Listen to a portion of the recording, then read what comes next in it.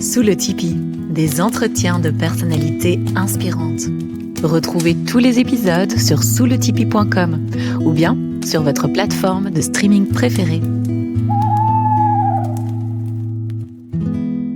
Bonjour chers amis et bienvenue sous le Tipeee. Aujourd'hui, nous avons le plaisir d'accueillir la juge d'instruction Anne Gruet, immortalisée dans le film documentaire Ni juge ni soumise, issu de la célèbre série Striptease et récompensée par un César et un Magritte. Mais avant de devenir magistrate, elle a exploré bien des chemins. Avocate au barreau, réceptionniste dans un salon d'auto, membre d'un cabinet politique, juge dans les matières des saisies et du roulage, et même juré d'un concours de drag queen. Une trajectoire atypique qu'elle revendique avec humour et détachement. Anne Gruet nous livre ici une philosophie de vie simple, mais percutante. Oser, ne pas trop se poser de questions, prendre des risques et se lancer. Elle nous rappelle que les regrets consomment trop d'énergie et ne servent à rien. Alors, faites n'importe quoi, mais mettez-y du talent. Enfin, un dernier conseil, le bonheur est difficile à trouver en soi, mais impossible à trouver chez les autres. Sans plus attendre, on s'assoit, on lâche prise et on se laisse inspirer sous le Tipeee. Si vous voulez, c'est les hasards de la vie, les opportunités de la vie, et surtout, ce que la vie m'a offert, c'est de pouvoir prendre des risques sans risque. Ou avec très peu de... Bien sûr, j'ai pris des risques, etc., sans m'en rendre compte, parce que finalement, j'étais toute seule, j'ai pas d'enfant. Donc, il faut calculer que le fait de n'avoir que soi à prendre en charge est une facilité, quelque part, c'est une tristesse de certains autres côtés, mais c'est une facilité pour les risques qu'on peut prendre. On ne les prend que pour soi-même et advienne que pourra, on verra bien, je pourrai toujours faire autre chose, puisque je n'ai besoin, ou je n'avais besoin que de me nourrir et me loger. Le droit, j'ai rien inventé du tout. Moi, on m'a dit, tu vas faire le droit, c'est à côté.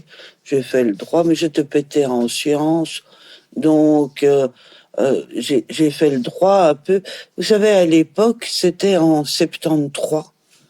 Donc, c'était il y a quand même longtemps. Il y avait bien eu les révolutions ou les mouvements qui étaient passés par là, mai 68, etc. Enfin, la libération de la femme, c'était pas encore ça. Hein.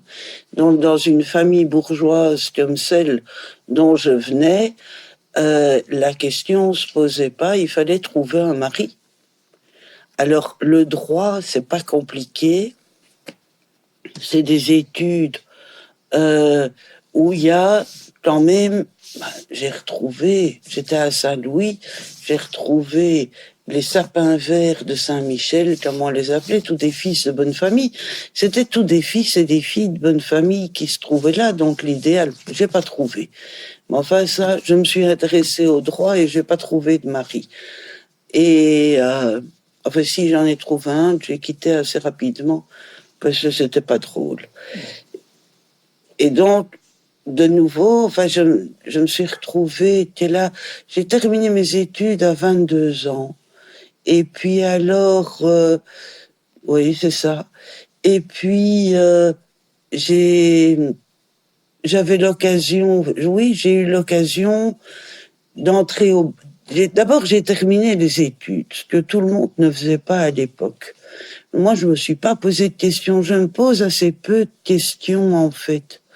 Je suis mon petit chemin en me disant, surtout, première chose, faut pas mourir idiot. Et c'est comme ça que je me retrouve à être jury pour un concours de drag queen et des choses comme ça. Je vois pas le problème. Je fais pas de mal. Faut pas mourir idiot. C'est rigolo. C'est une nouvelle. C'est un nouveau.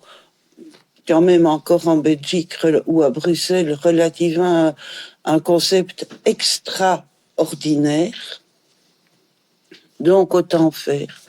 Bon, maintenant, quand je me suis installée, oui, c'est ça, en 78, là, j'ai végété un petit peu, Et puis, j'étais mariée, j'ai eu le temps de me rendre compte que c'était pas fait pour moi.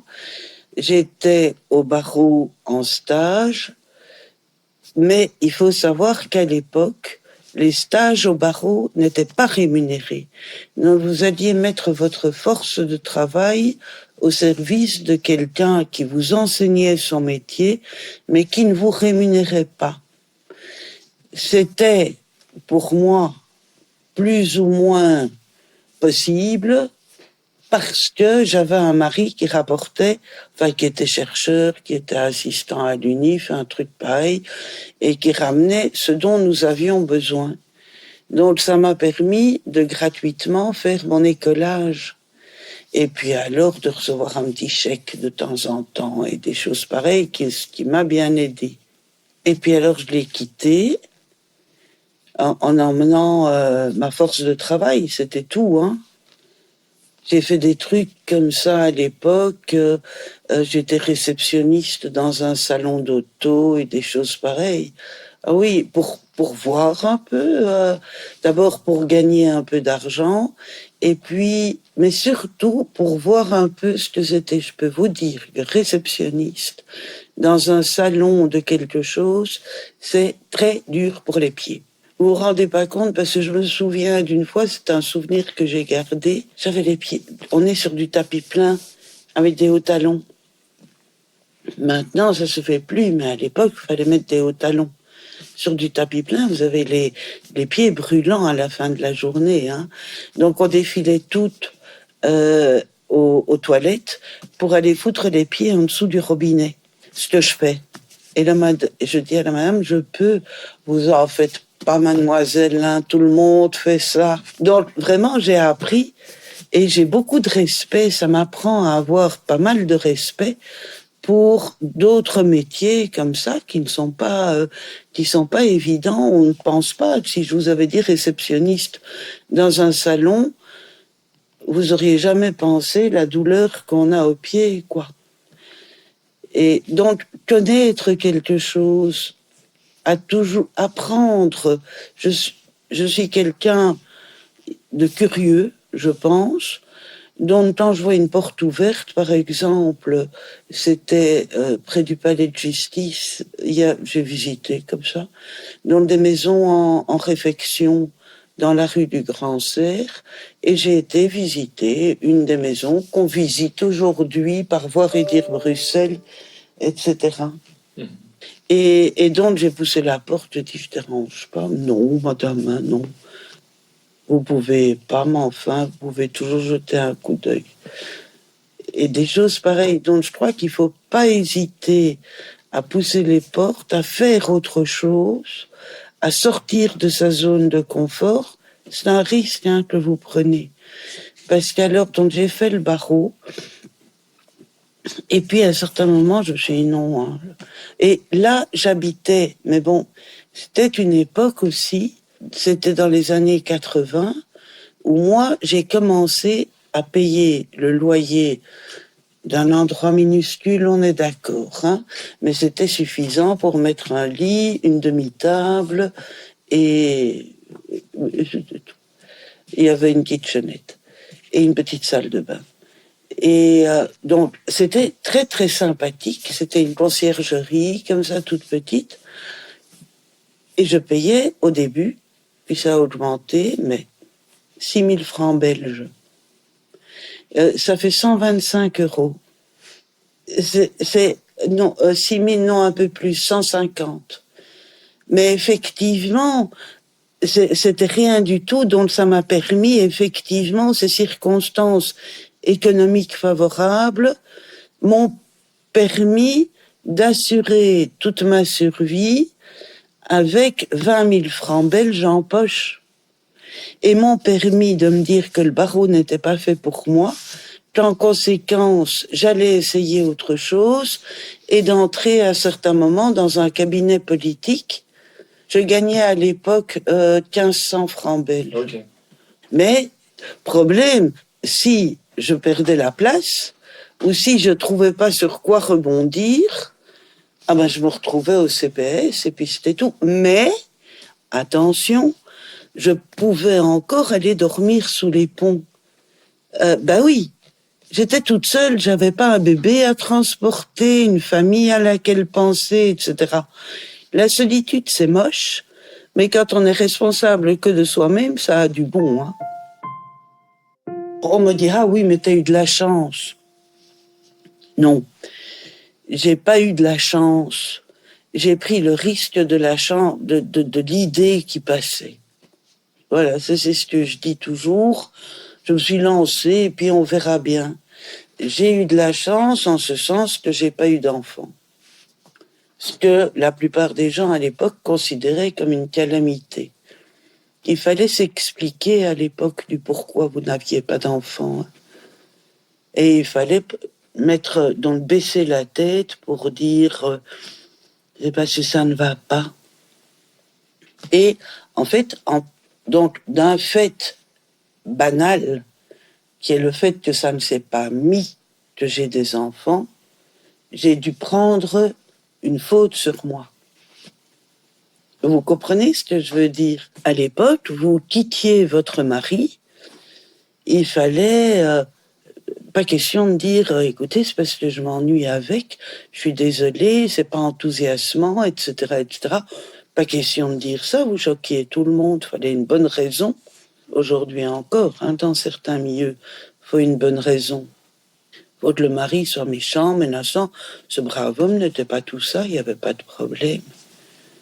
Mais une femme ne quittait pas son mari. Alors moi, j'avais pas beaucoup d'imagination, donc je baissais la tête en disant parce que ça ne va pas. L'air de laisser soupçonner tout ce qu'on voulait, ça m'était complètement égal, mais il fallait faire ça. Donc, c'était pas facile, ça c'est vrai, mais je me suis bien amusée. Ah oui, je me suis vraiment bien amusée. Et dans les années 80, donc je suis passée dans un cabinet ministériel, j'ai vécu les négociations gouvernementales, vous étiez pas né, de 88, et tout était encore, il n'y avait pas de régionalisation, ou très peu, tout était encore fédéral. Donc le pouvoir du gouvernement fédéral était important, et son pouvoir de décision aussi. Et j'ai vécu là des moments de travail intense.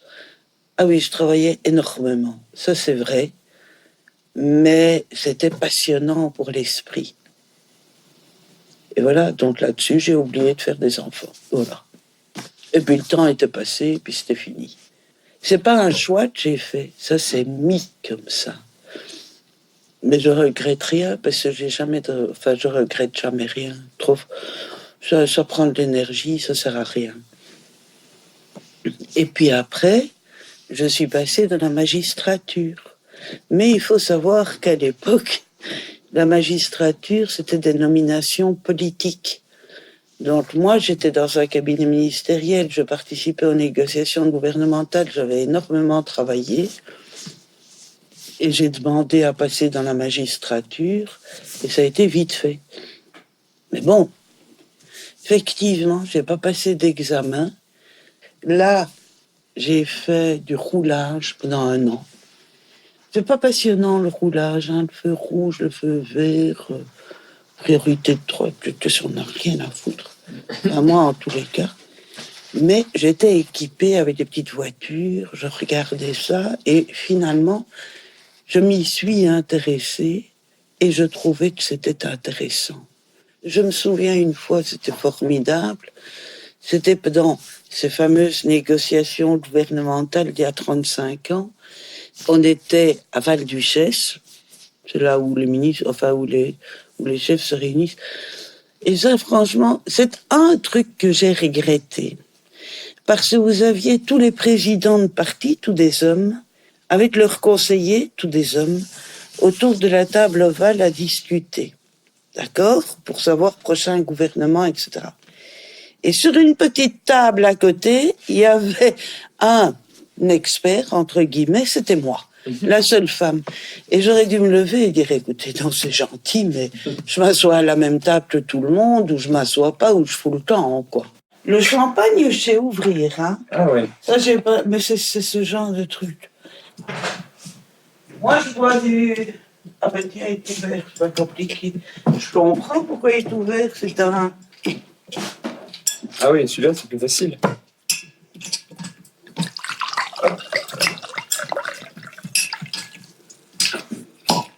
Joli. Il faut savoir qu'à l'époque, il n'y avait pas de formation, il n'y avait rien du tout, hein.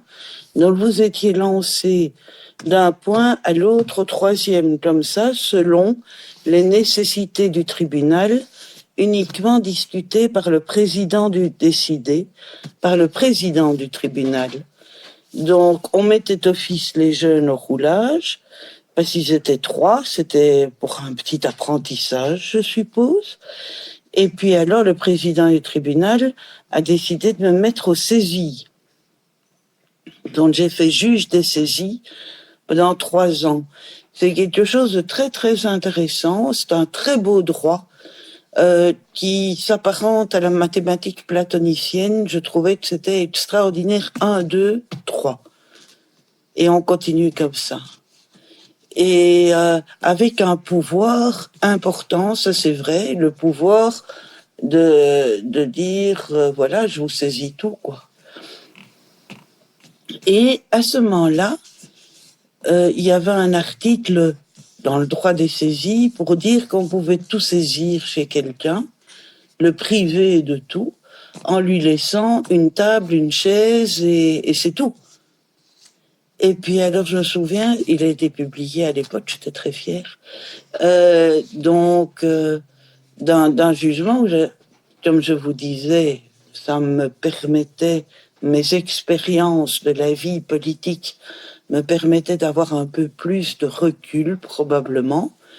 Donc, moi, j'ai bâti un jugement en disant, une société civilisée doit vivre avec son temps, on ne peut plus vivre sur la terre battue, etc. Enfin bref, j'avais motivé tout ça, et c'est devenu une loi après.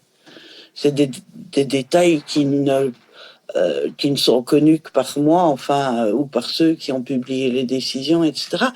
J'avais également, parce que je faisais parfois d'autres litiges, et j'avais également, grâce à mon expérience en politique, une très bonne connaissance des institutions, et notamment des lois de réforme institutionnelle, dont celle de 1993 sur la répartition des deniers de l'État entre les régions, communautés, etc. Tout ça, j'avais appris par mon expérience. Et donc, je l'avais vécu. Et donc, ayant vécu les expériences,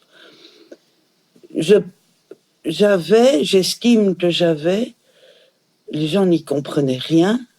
Moi, par contre, je comprenais parce que ça avait été fait avec moi. Enfin, avec moi. Je veux dire, ça avait été fait et j'avais participé à l'élaboration de pas mal de choses en étant, si j'ose dire, en politique, mais pas vraiment en politique, hein, j'étais conseiller juridique. Ce que je veux dire par là, c'est qu'après sont venus effectivement les examens pour pouvoir entrer dans la magistrature. Mais moi, j'avais toute mon expérience du barreau, de la débrouille, que je me suis débrouillée pour trouver, pour faire et en avant, et mon expérience du Parlement par la politique. D'accord ? Et en fait, toutes ces expériences-là m'ont énormément servi, beaucoup plus que si j'avais dû passer des examens et être ce qu'on appelle une blockbeast. C'est un mot bruxellois, flamand, forcément, pour dire un bloqueur, quoi. Aujourd'hui, on ne demande plus d'expérience pratique. Et donc, les gens passent, si vous voulez, des études aux examens au travail. Ils font un choix de profession. Moi, je suis arrivée à 33 ans dans la magistrature avec tout ce que je traînais comme vision de la société depuis 10 ans. Je veux pas dire c'était le bon temps, etc. C'est pas ça que je veux dire. C'était un autre temps où, quelque part, je regrette pour la société une partie de ce temps-là. Pourquoi ? Parce qu'aujourd'hui, on ne trouve plus de magistrats. À l'époque, c'était encore un métier prestigieux. Aujourd'hui, je ne dis pas que c'est la faute des examens et du fait que les gens n'ont plus d'expérience de la vie. Je ne dis pas que c'est ça. Je dis qu'il faudrait y réfléchir un peu quand même, si ça gêne pas. Parce que aujourd'hui, on demande de savoir et pas de connaître. On demande de savoir toute la littérature juridique, d'avoir travaillé, de s'être penché sur des questions philosophiques fondamentales, etc. Qu'est-ce qu'ils savent de la misère humaine ? Ils l'apprennent en exerçant le métier. Moi, je l'avais appris avant. Et aujourd'hui, donc, on demande aux magistrats d'être des fonctionnaires, on n'en trouve pas, donc on va rabaisser les exigences de l'examen. Quelle légitimité est-ce que des gens qui passent des examens faciles vont avoir dans la magistrature pour juger les autres ? Je suis mort de rire. Si on tient compte de ça, on est dans un pays bilingue. Moi, je suis bilingue légal. Donc j'ai passé l'examen réputé le plus difficile. Bon, pas exagéré, hein, c'est pas si difficile que ça. Et donc, bon, il se fait que j'ai de la chance, j'ai une famille originaire de Flandre. Donc, c'est vrai. Mais, donc, j'ai passé l'examen de bilinguisme. Aujourd'hui, on songe à supprimer cet examen de bilinguisme parce que les chefs de corps n'y arrivent plus, etc., etc. Et on songe à faciliter l'examen d'entrée. J'ai des gens qui, quand ils ont un dossier en flamand, disent non, il faut tout traduire parce que je comprends rien. Et des choses pareilles. Vous croyez que les gens vont encore aller faire confiance à des gens qui n'ont aucune expérience personnelle ou je suis dure, hein, donc je voudrais vraiment dire, je dis ça avec toute l'humilité quelconque, et ne pas me prendre pour le pic de la Mirandole que je ne suis pas. L'autre jour, je fais l'écoute populaire le lundi. J'appelais ça la consultation populaire de manière très présomptueuse. Ça consiste surtout à écouter les gens qui résolvent qui soit résolvent, soit ne parviennent pas, mais toujours tout seuls, à résoudre leurs problèmes. Et donc ils exposent et ils pataugent dedans, et on a beau leur dire, mais regarde, c'est à peu près simple, tu commences par faire comme ça, et on a envie de leur dire, donne-moi tout, je te résous le truc, mais ça marche pas comme ça. C'est les écouter et encore les écouter. Et alors, il y avait une des filles qui était passée devant le juge pour une histoire d'enfant, de coups à enfant et des trucs comme ça, enfin un peu la misère. Et son mec me raconte, on a eu de la chance, hein, parce qu'elle a traité le juge de sale pute. Il faut pouvoir l'entendre sans se choquer, sans être choqué en disant « Ah, moi ?» Ça ne se fait pas, mais on ne peut pas demander à quelqu'un qu'on envoie en tôle d'être respectueux. Et c'est ce que dit Beaumarchais, on a 24 heures au palais pour maudire ses juges. On ne peut pas demander, je vous envoie en tôle, je ne peux pas vous demander de dire au revoir et merci, quoi. Forcément que vous allez me sortir tout ce que vous avez sur le cœur. Et puis après, c'était un vendredi, le président du tribunal m'appelle et dit lundi, tu vas à l'instruction. Tu deviens juge d'instruction.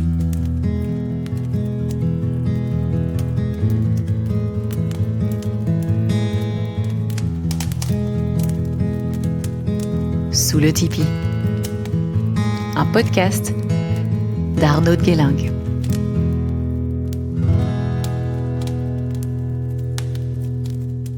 Attendez, moi, j'avais fait de la responsabilité civile comme avocat.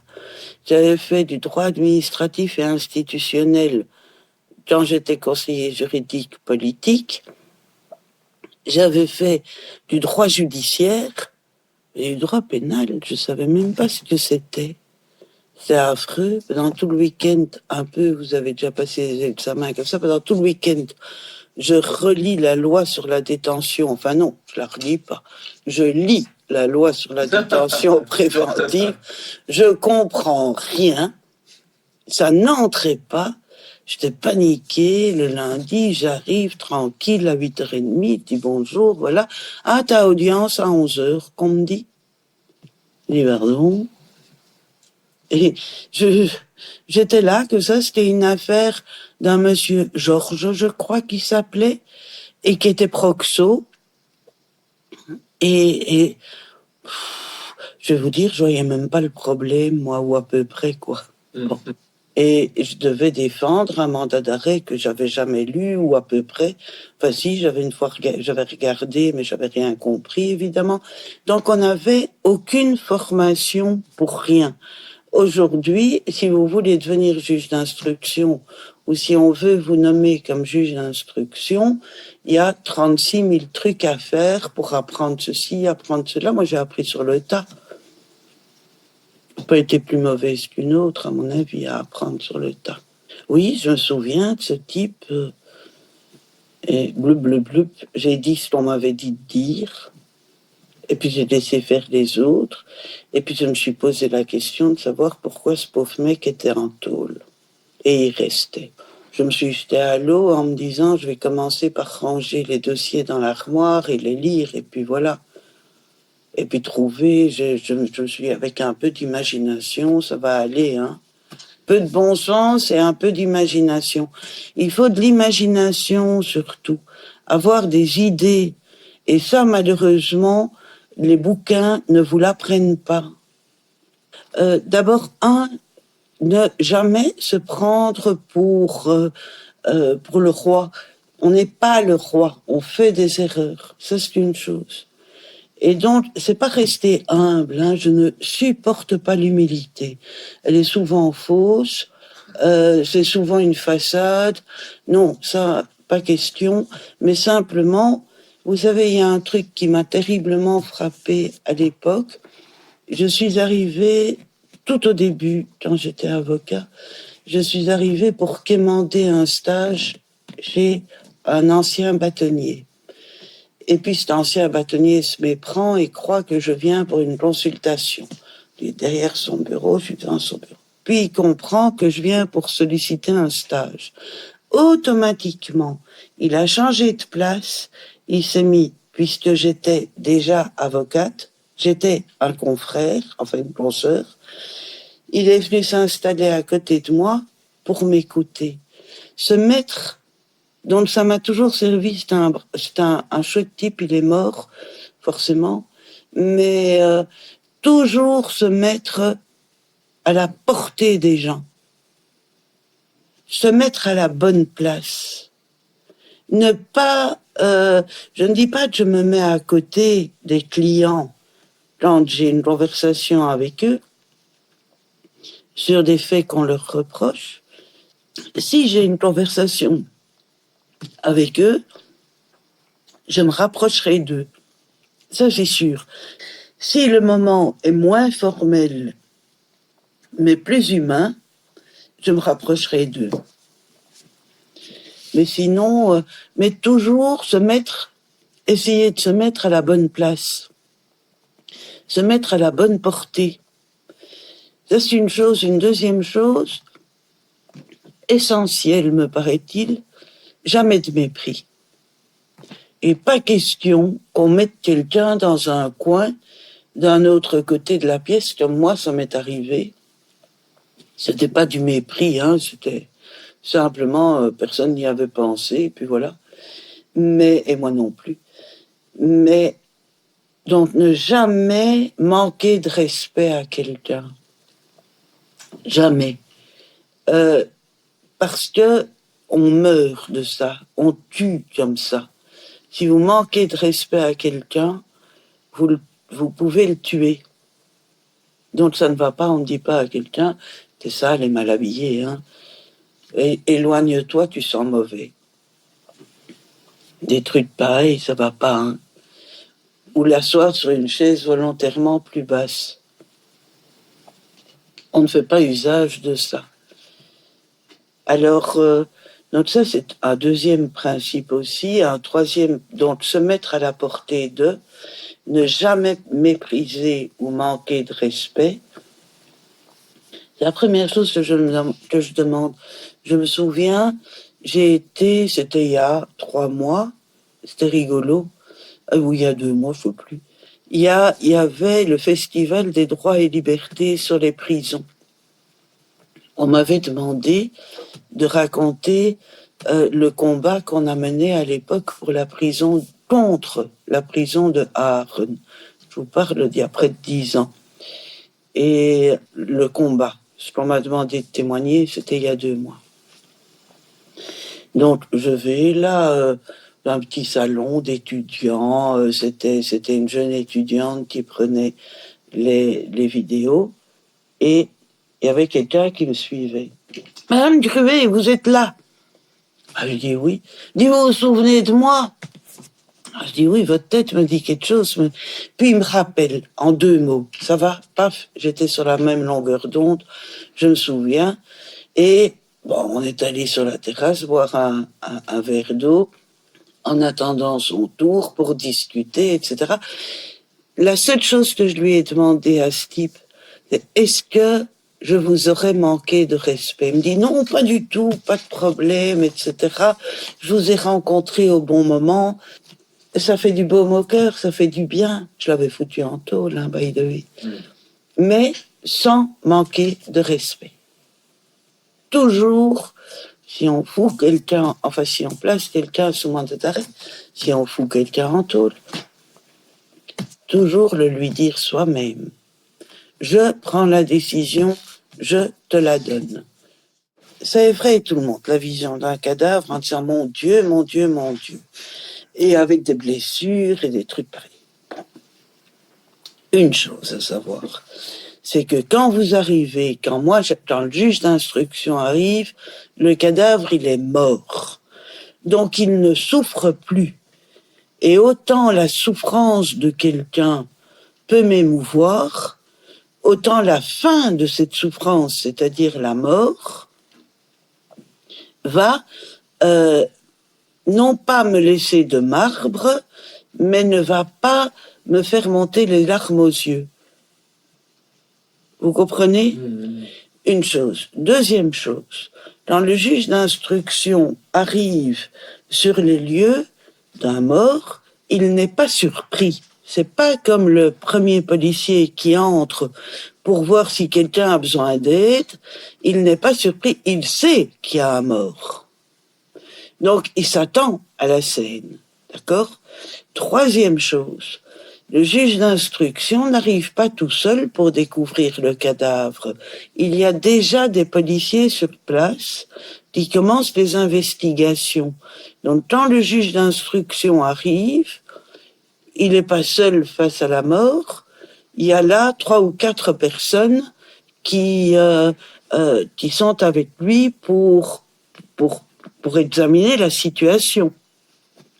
Quatrième chose, le cadavre représente un problème. Ce n'est pas une situation, ça peut être émouvant bien sûr, éventuellement, mais surtout ça représente un problème. Qui a fait ça et pourquoi ?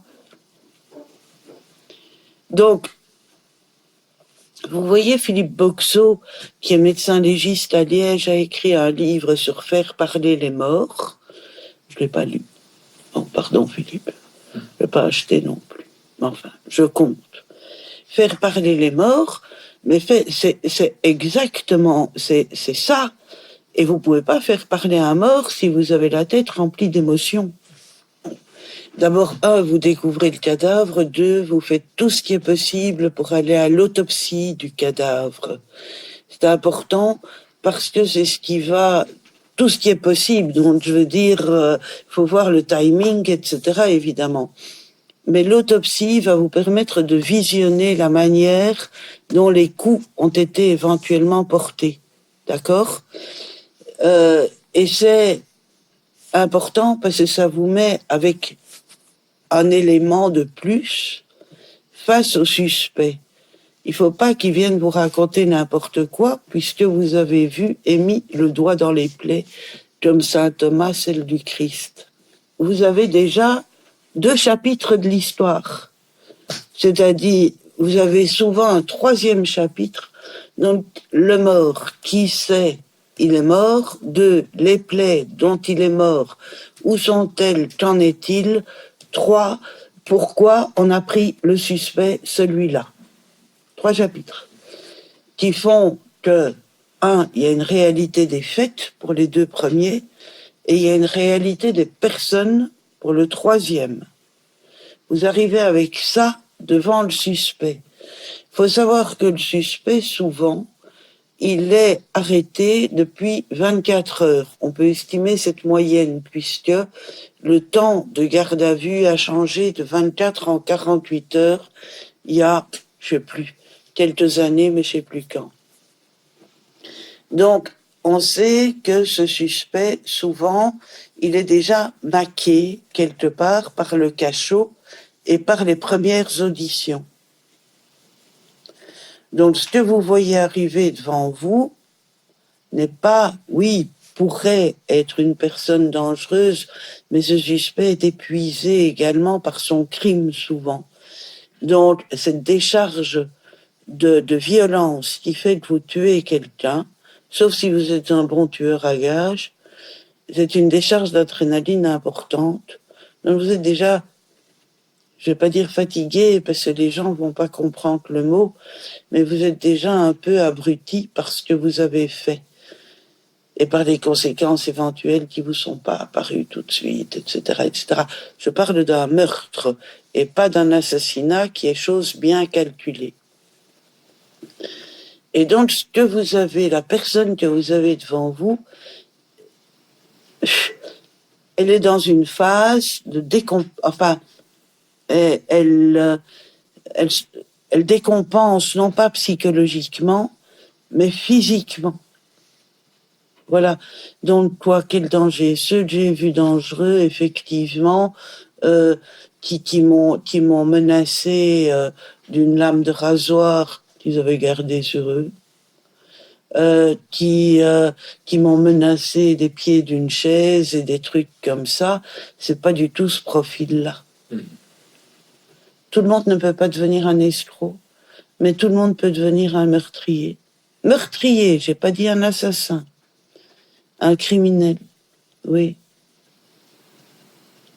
Il suffit c'est une question de circonstance. Bon, exemple, vous n'avez pas d'enfant, je n'ai pas d'enfant.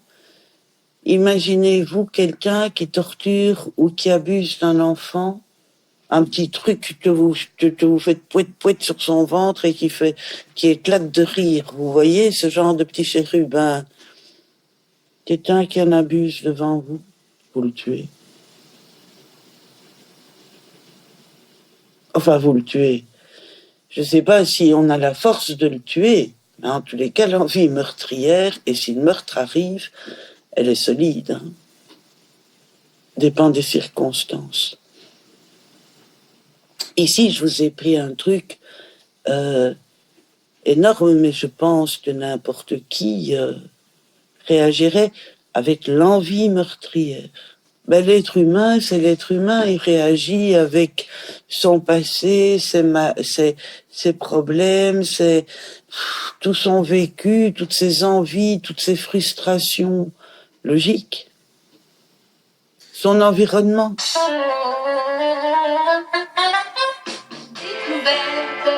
Et les gens ne sont pas heureux. C'est surtout pour la phrase, les gens ne sont pas heureux. Aujourd'hui, c'est vrai, les gens ne sont pas heureux. On peut mettre ça aussi. Tout est organisé, ça date de 1970, hein, la chanson. Et ça s'appelle Les petits ruisseaux font les grandes rivières de Jeanne Moreau. Alors, maintenant, l'autre la répond. Il en faut peu pour être heureux, vraiment très peu pour être heureux. Il faut se satisfaire du nécessaire. Un peu d'eau fraîche et de verdure. Voilà, c'est parce qu'il faut pas, c'est surtout la phrase si on se passe du superflu. Tu vois? Parce que lorsqu'on se passe des choses superflues, alors tu ne t'en fais plus. Il en faut peu, vraiment très peu pour être heureux. On tire des plans sur la comète, on inventorie le ciel bleu, on proclame des découvertes et les gens ne sont pas heureux. Lorsqu'on se passe lorsqu'on se passe des choses superflues, alors tu ne t'en fais plus, il en faut peu pour être heureux. Il y a une très belle phrase d'Edgar Morin dans un dernier opuscule qui s'appelle « Encore un petit moment ». Ce type, il a 102 ans, by the way, hein. C'est le plus étonnant, c'est que l'on s'étonne si peu de vivre. Exister est un fait, vivre est un art. Pour vivre, il faut du talent. Alors qu'il ou elle fasse n'importe quoi, mais y mette du talent. C'est tout. Que ce soit même pour balayer la rue devant chez soi, qu'il y mette ou elle y mette du talent. Le bonheur est très difficile à trouver en soi, mais impossible à trouver dans les autres. Il n'y a rien à faire, on est tous renvoyés à son soi-même. Alors moi, je vais pas me casser le cul pour trouver quelque chose qui puisse plaire à quelqu'un, hein. Ah non, je vais lui dire, si tu ne fais pas ce qui te plaît, essaye de plaire au moins dans ce que tu fais. C'est tout. Commence n'importe où, mais commence, vas-y. Moi, j'ai commencé n'importe où, attendez. Le barreau, pourquoi pas, et en avant, de là à dire que c'était fait pour moi. Non. Mais attention, c'est surtout aussi, te pose pas tant de questions. T'as besoin de combien, tu vas les chercher, et puis c'est fini, hein. C'est tout. Les gens qui se cherchent, ils n'ont qu'à se trouver. Faut pas attendre qu'il soit trop tard. Faut saisir tout de suite qu'est-ce que vous risquez. Les gens croient toujours qu'ils risquent plus que ce qu'ils ne risquent. Ils n'osent pas sortir de leur zone de confort. Sors, tu risques quoi? Rien. Généralement rien, parce que nous ne sommes tout de même pas le centre du monde. De notre monde, oui, mais pas du monde. Un type qui attend l'attente de quelque chose, et un jour on meurt. Et je me demande, c'est pas de lui cette petite comptine histoire. Sa femme est morte, le mari cherche comment la vêtir pour le dernier voyage, pour l'enterrement. Et puis alors, il trouve dans sa commode des effets, des sous-vêtements en dentelle magnifiques qu'il lui avait offerts et qu'elle gardait pour une grande occasion. C'est une grande occasion. Bon, on arrête d'enregistrer.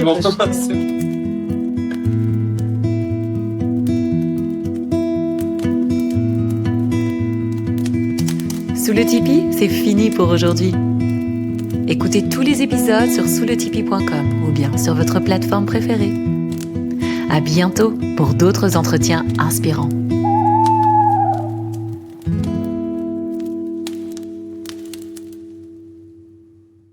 Il n'y a pas de part de jeu parce que je me mets suffisamment en scène même seule pour ne pas avoir besoin d'une caméra. Mais, si je suis folle, les esprits fêlés n'ont-ils pas la chance de laisser passer la lumière? J'adore les citations.